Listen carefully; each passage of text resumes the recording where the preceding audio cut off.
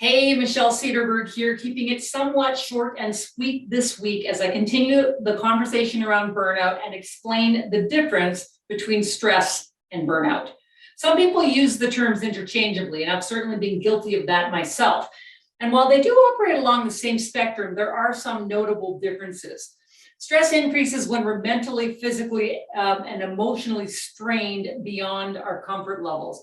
This can happen when you're pushing through to meet a challenging deadline, or it can happen when you're pushing through in a good way through a challenging workout. Stress like this that's temporary or tied to a particular event is a normal part of life that we all experience now and then. Acute stress, which is stress with adequate recovery. Now, another form of stress is when we don't get that adequate recovery, and that's chronic stress, where we are piling stress upon stress upon stress through the day and over several days without feeling that sense of, I need to recover. So you might have many tough days at work. You might have many tough days stuck in traffic, and you start to feel that sense of overwhelm and fatigue attached to it. Now, if we let that little chronic stress curve keep dropping and dropping, then we get burnout. Now, burnout usually occurs following extreme exposure to stress and leaves us feeling mentally and physically drained. It leaves us feeling cynical, detached, and less effective as a result. So let's take a look at the differences, and I'm going to go up close here. Where stress would have you feeling overreactive and irritable, on the flip side, when you're burnt out, you'd feel disengaged and numb. If stress has you worried and anxious, burnout will have you feeling apathetic and cynical. So they're both stressful, but they are different reactions to the stress, shall we say. When we're stressed, we're often frantically trying to fix things and trying to get through to do so we can mitigate that stress. On the flip side, with burnout, we may have a pile of things that we need to get through, but we feel discouraged and unmotivated to do anything about it. And that's really one to pay attention to. When we are stressed, we're often edgy, amped, wired, and tired. We're still kind of trying to stay charged up so we can get stuff done. But on the burnout side, we've come to this point where we're physically and mentally exhausted and don't really have capacity anymore to even try. Challenging.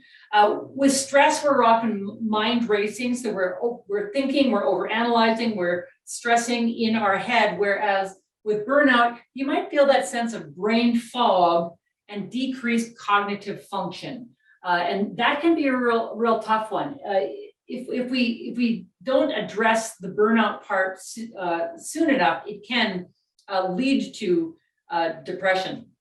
And the last one, with stress, you'll often experience insomnia or waking up too early. And with burnout, you'll have lots of sleep or desire to sleep. You'll always be sleeping, and yet you'll wake up and you're not feeling refreshed.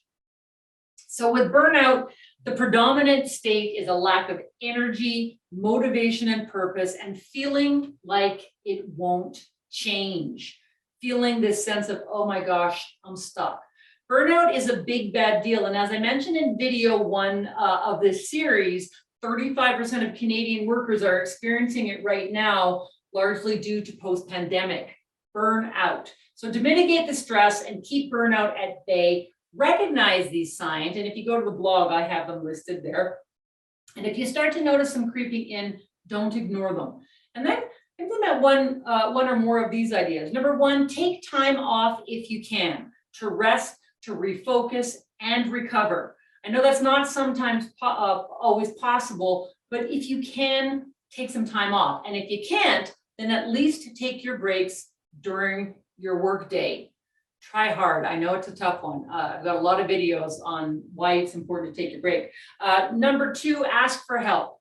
Please ask for help. You're not alone.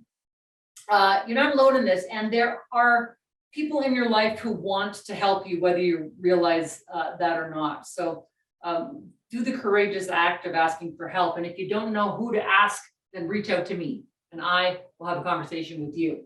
Number three, find time to do just for you. Even if you feel too busy to stop, and that's exactly when you should stop, give yourself small doses of you time.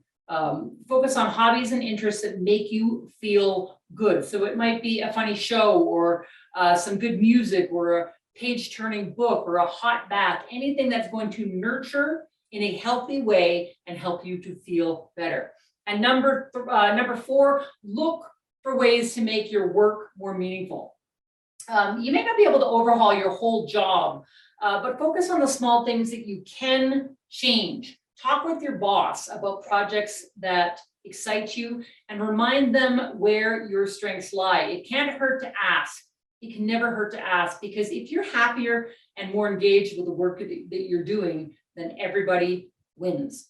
You got to get that bounce back in your step. So small acts of self-care. Until next time, I'm Michelle Cedarberg, reminding you we've got one chance to do this live. I say dare to live it big and dare to do for you when burnout is bearing down. I'll say it again. Don't forget to join me on Instagram and YouTube so you don't miss a video. And if you'd like to bring me into your organization to talk about this topic or any other around resilience or stress management or post-pandemic success, please pop me an email at hello@michellecedarberg.com, because you can't drive your success until you deal with the stress.